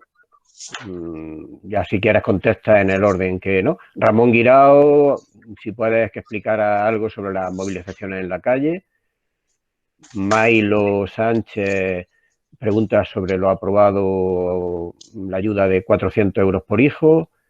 Luis Fernández, que dice un trabajador con 64 años y 42 años de cotización si podría jubilarse anticipadamente en 2021, no sé. Bien, vamos a parar ahí, ¿no? Digo, aunque hay más cuestiones. ¿Vamos por parte? Vale, sí, para no liarlo. Bueno, las movilizaciones, yo puedo comentar las movilizaciones que ha convocado comisiones obreras, las que se convocan desde otros ámbitos, me imagino que cada uno tendrá sus razones. Nosotros hemos convocado movilizaciones no por la marcha de la negociación de las pensiones, se han convocado fundamentalmente porque entendemos que se tiene que acometer ya la derogación de la reforma laboral o al menos la adaptación de la reforma laboral, o sea que el gobierno no deja de aplazar, y por sentarse también a aplicar la subida del salario mínimo que estaban comprometidas. En esa batería se incorpora también el tema de la reforma de las pensiones, porque justo en ese momento teníamos en los medios de comunicación las pretensiones del incremento del periodo de cálculo a los 35 años, sin que además se hubiese respetado en absoluto en ningún momento a la mesa negociadora, que el tema no se planteó en ningún momento en la mesa negociadora y por lo tanto, bueno, pues también es una llamada de atención, ¿no? Yo pienso que la situación de esta negociación de reforma de pensiones es mejor que la anterior, la de 2011, que era una situación bastante más compleja. Y entiendo que hay margen como para que se alcance un acuerdo razonable.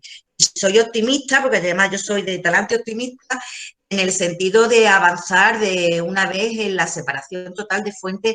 Eso va a incidir muchísimo en el modelo de seguridad social. Pero no va a ser fácil porque además el ministro no tiene demasiado talante negociador, le queda mucho que aprender en ese sentido y hay temas que son bastante complejos, pero que las reivindicaciones de nuestras movilizaciones van fundamentalmente dirigidas al salario mínimo y a la reforma laboral.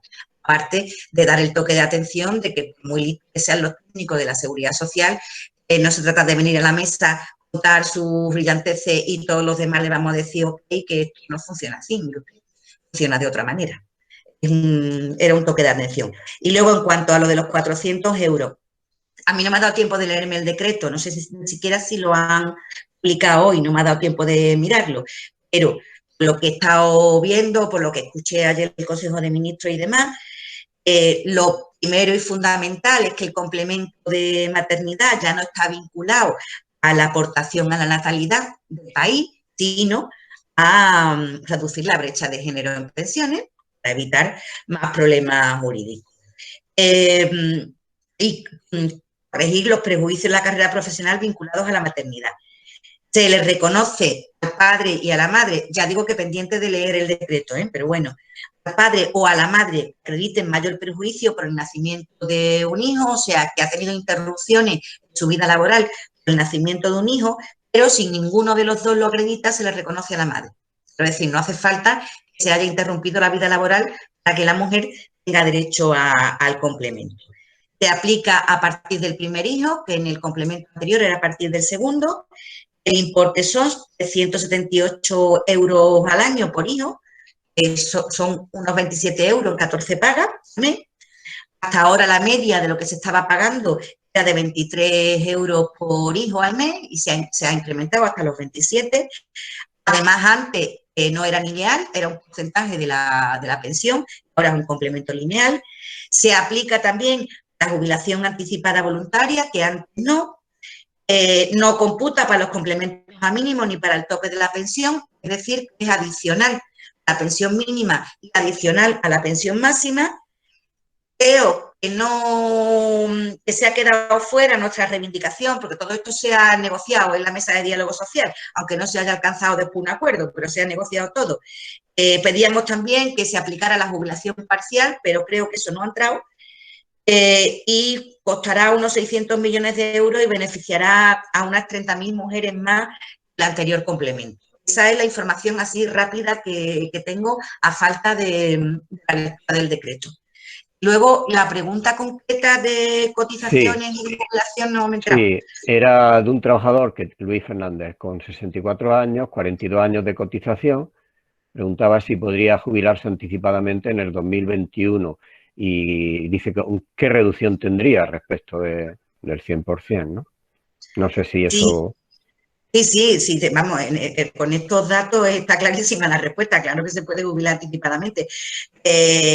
Como tiene 42 años cotizados, su edad legal de jubilación son 65 años, como ya he dicho antes, sigue siendo 65 años, y de la reforma se incorporó un modelo de jubilación anticipada que se llama la jubilación anticipada voluntaria, a la que puede acceder todo el mundo sin ningún otro requisito más que tener 35 años cotizados. Como él lo cumple, puede acceder a la jubilación anticipada voluntaria 2 años antes, hasta 2 años antes de su edad legal de jubilación, o sea, a partir de los 63 ya se podría haber jubilado. Y se le aplica un coeficiente reductor que es trimestral. Cuando hablamos del 6 y del 8, el coeficiente es trimestral, cada trimestre que anticipe la jubilación. Como él lo va a anticipar un año, ya tiene 64, le aplicarán entre el 6% y el 8% en función de la carrera de cotización. Como tiene 42 años, pues creo que el 6,5%. Vamos. Yo vale. Cada vez que tengo que consultar esto miro las tablitas porque de memoria no me las sé, son muchas tablitas. Yo juraría que le aplicarían el 6,5% de descuento, por lo tanto no sé qué hace trabajando todavía. Vale, muchas gracias. Los coeficientes reductores, sí. Bueno, mira, hay otras preguntas relacionadas con las clases pasivas. José Luis Garrido dice, ¿cuál es la situación actual de las clases pasivas y hasta cuándo se mantendrá? Pero Jesús Martínez Tapia, también una pregunta relacionada, dice, ¿qué se plantea hacer con los casi 800.000 funcionarios de clases pasivas? ¿Vale? Vale.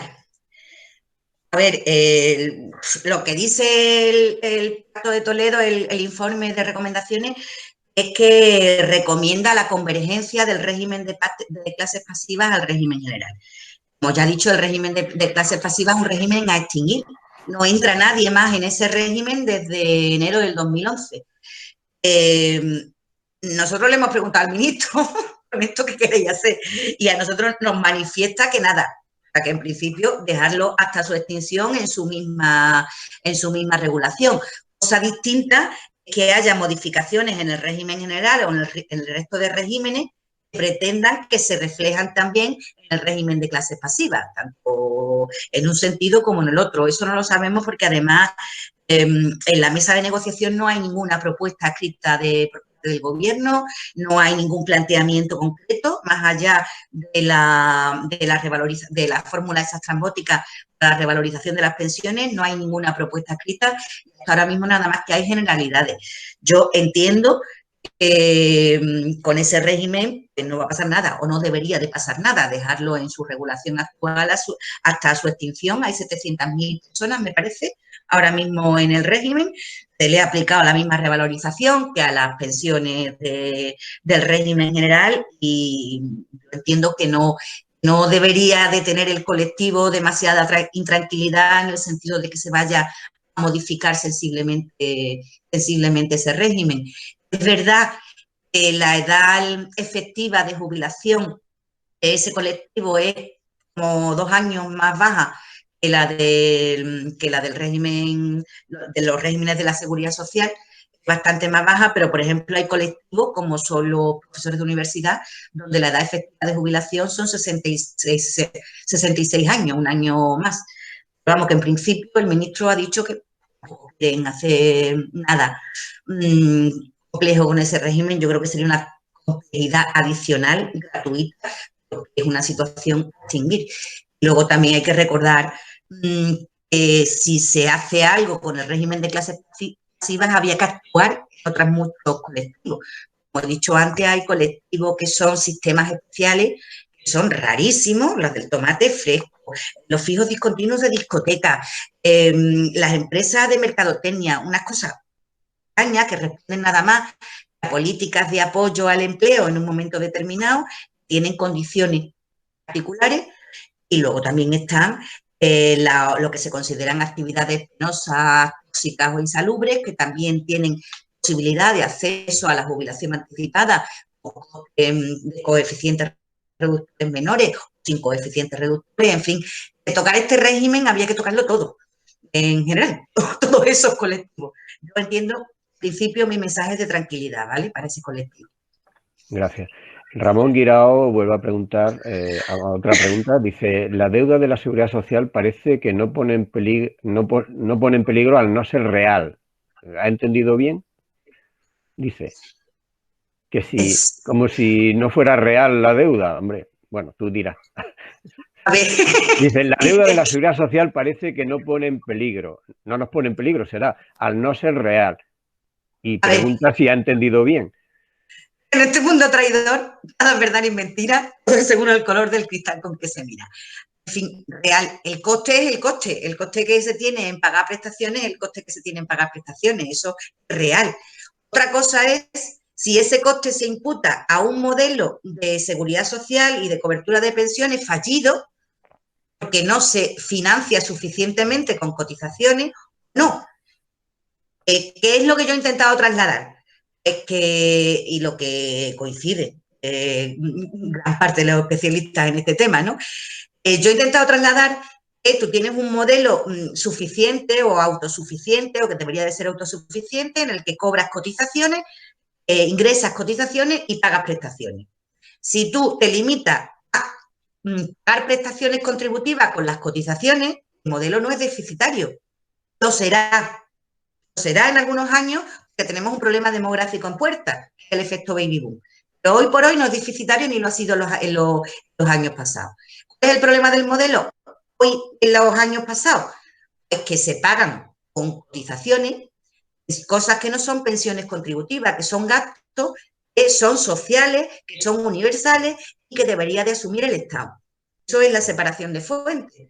Y esa separación de fuentes se hubiese hecho completamente en su momento. Imaginemos que en 2000, no digo cuando se incorporó el principio en 2001, sino digamos que hubiera estado ultimada de verdad en 2012, y esa separación de fuentes, el Estado hubiera asumido todo lo que le corresponde, la Seguridad Social solamente pagara con las cotizaciones, pensiones contributivas, el déficit no hubiera existido. No se hubiera dado todavía. No se vería el modelo, es más una cuestión de visualización, no se vería el modelo como un modelo deficitario. ¿El coste sería menor? No, el coste sería el mismo. Lo que ocurre es que una parte lo asumiría en los presupuestos generales del Estado. Esto, como para reforzar la visualización del modelo y que se crea en él, que hoy en día en este país no hay persona con menos de 40 años que piense que se va a jubilar con una pensión pública o que crea en el modelo. Eso se ha ocasionado por culpa de esta situación y de estos titulares de periódicos anuales de 20.000 millones de déficit en la Seguridad Social. Otra vez le han tenido que dar un préstamo para pagar la paga de Navidad. Se creería mucho más en el sistema, el coste sería el mismo, pero una parte lo asumirían los presupuestos generales y se pagaría con impuestos. Si esta discusión la llevásemos de verdad a fondo en este país, que no se da, pero si la llevásemos de verdad a fondo y participase todo el mundo en ella, eso podría abrir una discusión también intergeneracional. Los activos también podrían decir, bueno, pues yo no tengo por qué soportar con mis impuestos el coste del modelo, pero bueno, esa sería una discusión más amplia. El coste es el mismo, las cuentas son las mismas, pero no son originadas por un modelo defectuoso en el sistema público de pensiones contributivos. El sistema público de pensiones contributivos no lo es, no es deficitario. No sé si me explica. Sí. Jesús Martínez pregunta, ¿qué tipo de incentivos y en qué cuantía se plantean para prolongar la edad de jubilación? Los que existen ahora mismo son entre un 2 y un 4% adicional por cada año de demora en función de la carrera de cotización. A partir de 40 años cotizados son el 4% y luego son un 2%. Lo que se van a plantear para incentivar más esa modalidad no están planteados, no hay propuesta todavía concreta. Sabemos eso, las intenciones, lo que dice el ministro, pero no hay ninguna propuesta que yo sepa, ¿eh? No estoy en la mesa, pero que yo sepa, no hay ninguna propuesta concreta todavía a presentar. Se pretende aumentar ese incentivo. Yo sinceramente creo que por mucho que se aumente el incentivo, no va a ser una modalidad de jubilación que va a significar una modificación sustancial entre la edad legal y la edad real. No creo que que resulte atractivo para la mayoría de la clase trabajadora de este país, aunque te incrementen la pensión en un 5%, en un 8%, en un 10%, la demora en la jubilación. Pero bueno, no hay, que yo sepa, ninguna propuesta concreta. Gracias. Mailo Sánchez pregunta, ¿hay alguna modificación en las bonificaciones por penosidad? No, de eso que yo sepa no se ha hablado nada. Las bonificaciones por penosidad dependen de la profesión, no son un modelo general. Cada vez que hay pues un reglamento que se pactó también en 2011 para que fuera más o menos objetivo la incorporación de colectivos en el reconocimiento de profesión tóxica o penosa. Y el reglamento está casi inédito. Desde que se firmó solamente se ha reconocido ese derecho a la policía local. Por una cuestión muy concreta. No se le ha reconocido a la Policía Nacional, no hay colectivos que lo tienen reconocido y otros colectivos que es claro que lo merecerían, no lo tienen. Hay muchas peticiones de reconocimiento y eso está paralizado porque los gobiernos no le han dado curso. Y a cada colectivo, en función del índice de penosidad, de la morbilidad, de una serie de factores, porque es muy complejo, se le aplican unas condiciones distintas. Pero de eso no se ha hablado nada. Yo no sé si en el planteamiento general del Ministerio de empeorar las condiciones de acceso a la jubilación anticipada mete también a ese colectivo. Ya os digo que no hay nada concreto. Mailo Sánchez, que no sé si eso aclara algo, es que ella es ferroviaria, la que te ha hecho la pregunta, y sí tiene que reconocer lo de la penosidad, ¿no?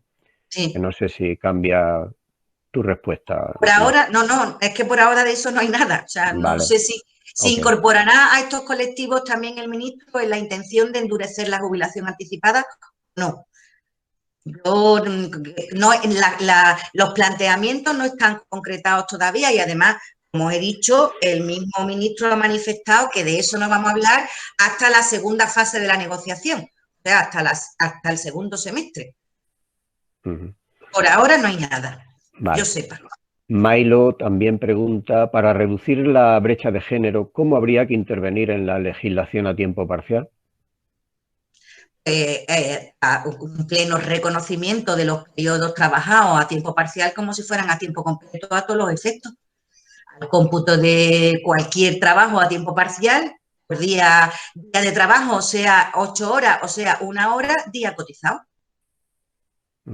Y cuando se produce concentrándolo en determinados días de la semana con una fórmula que eso lo lleve a un reconocimiento similar en días de cotización.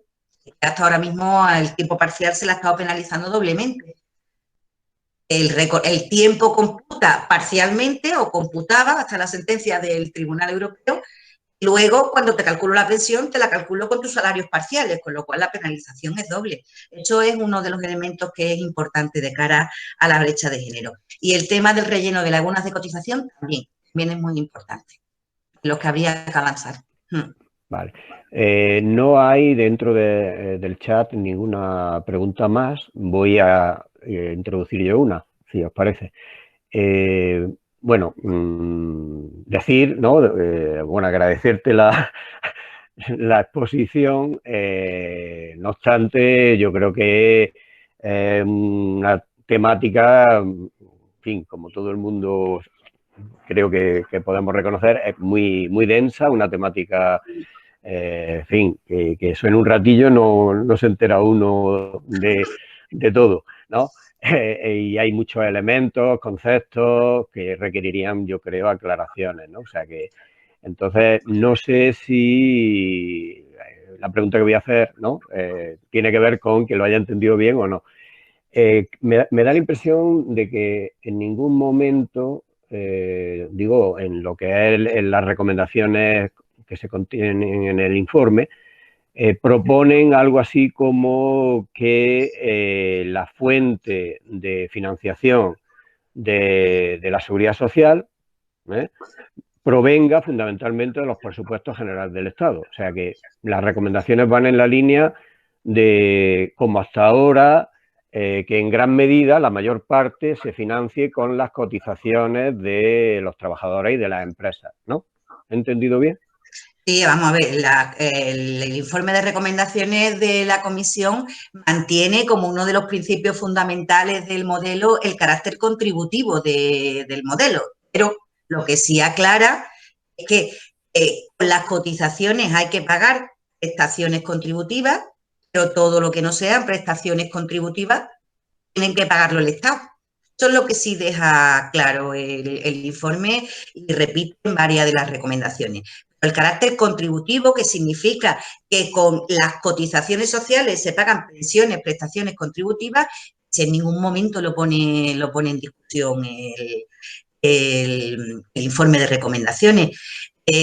Deja claro que lo que no podemos es pagar con cotizaciones sociales cosas que no son de carácter contributivo, o sea, que son prestaciones asistenciales, son complementos a mínimos, son los gastos de funcionamiento de la seguridad social, por ejemplo, gastos que no son contributivos, que eso los tiene que pagar el Estado, impuestos, pero el carácter contributivo del modelo, que es uno de los elementos fundamentales del modelo, ese, vámonos, y lo roza en ningún momento apuesta porque desaparezca el carácter contributivo y todo se pague a cargo de los presupuestos generales del Estado, y además eso sería el modelo desapareciera. Eso significaría la desaparición del modelo y las pensiones que se cobran dependerían de las cuentas públicas de cada año y además no solamente de las cuentas públicas de cada año, sino lo que es peor, del talante de cada gobierno, y sería, pues, prácticamente significaría la desaparición del modelo.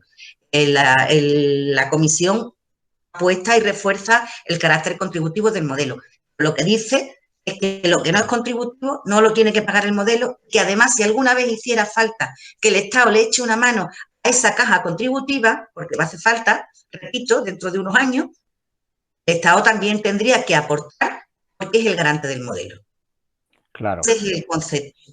Claro, hombre, lo planteo porque por la tendencia demográfica, ¿no? O sea, las previsiones demográficas podrían dar lugar a escenarios donde la ratio entre trabajadores y pensionistas, pues, sea cada vez menor, ¿no?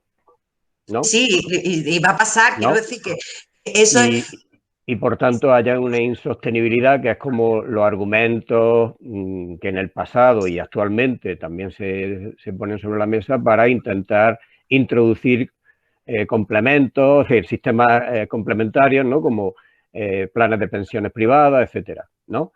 Entonces, me da la impresión de que en el informe de la comisión no se pone sobre la mesa suficientemente precisamente lo de que el sistema tenga garantizado la sostenibilidad cuando haga falta vía presupuestos generales del Estado, ¿no? Bueno, como ya No como digo, algo marginal, sino es que esto puede dar lugar a que, bueno, que haya un déficit grande, y que a lo mejor tengamos escenarios donde sea necesario cubrirlo vía presupuestos generales. Naturalmente eso remite a, creo que en tu propia exposición lo has señalado, a reforma del sistema fiscal, es decir, un sistema fiscal más progresivo, etcétera, ¿no? No sé si... Sí, ¿vale? hombre, el informe no acomete el reto que tiene la seguridad social dentro de 10, 15, bueno, 10 poco quizás, dentro de 20 años, con el efecto demográfico. No acomete eso, evidentemente. Pero lo que sí hace es una apuesta por la mejora de la vía de ingreso del sistema. Y por la mejora de la vía de ingreso, por la parte no de aumentar los ingresos en cotizaciones, porque eso depende del mercado laboral y depende de la economía y no depende de la seguridad social, sino por la parte de la separación de fuentes. Entonces, lo que hace es decir, bueno, como mínimo, como vamos a tener un problema, pues ya en teoría se nos vende como deficitario y además el problema se va a agudizar en las próximas décadas, como mínimo no paguemos lo que no nos toca.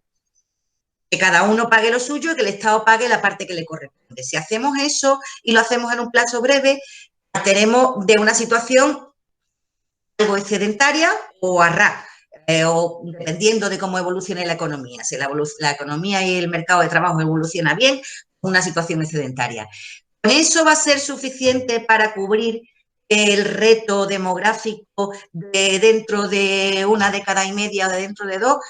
Evidentemente no. Principio, porque hay cosas que son certezas y que se saben desde hace muchísimo tiempo, ¿eh?